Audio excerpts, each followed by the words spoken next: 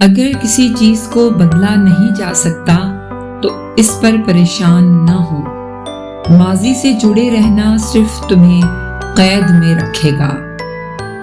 اپنے دشمنوں کو معاف کرنا انہیں سب سے زیادہ پریشان کرتا ہے۔ جو لوگ کبھی آگے بڑھنے کی کوشش نہیں کرتے وہ یہ نہیں جان پاتے کہ وہ قید میں ہیں۔ اگر کئی لوگ تمہارے خلاف متحد ہو رہے ہیں تو یہ اس بات کا ثبوت ہے کہ تم واقعی طاقتور ہو۔ تھوڑے میں خوش رہنا سب سے بڑی دولت ہے۔ جس چیز کا تم خواب دیکھتے ہو وہ تمہارے خوف کے پار موجود ہے۔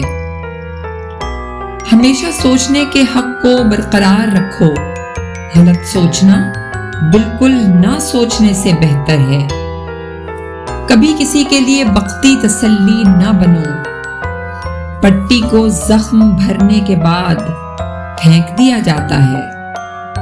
تکالیف جھوٹ سے نہیں ہوتی بلکہ اس بات سے ہوتی ہے کہ جھوٹا سمجھتا ہے کہ میں اسے پہچان نہیں سکوں گا۔ جو تم سے واقعی محبت کرتے ہیں وہ تمہاری خوشی اور دکھ کا خیال رکھتے ہیں۔ سانحے انسان کے جذبات کو پاک اور نکھارنے کے لیے آتے ہیں۔ جو کاکروچ کو مارتا ہے وہ ہیرو کہلاتا ہے، لیکن جو تتلی کو مارتا ہے وہ ظالم۔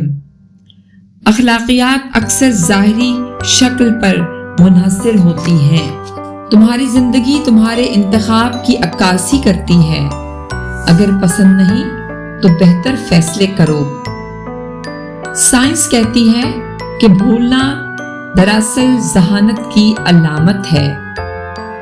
مجرم کتا نظر چرا لیتا ہے مگر دھوکہ دینے والا سانپ آنکھوں میں آنکھیں ڈال کر دیکھتا ہے۔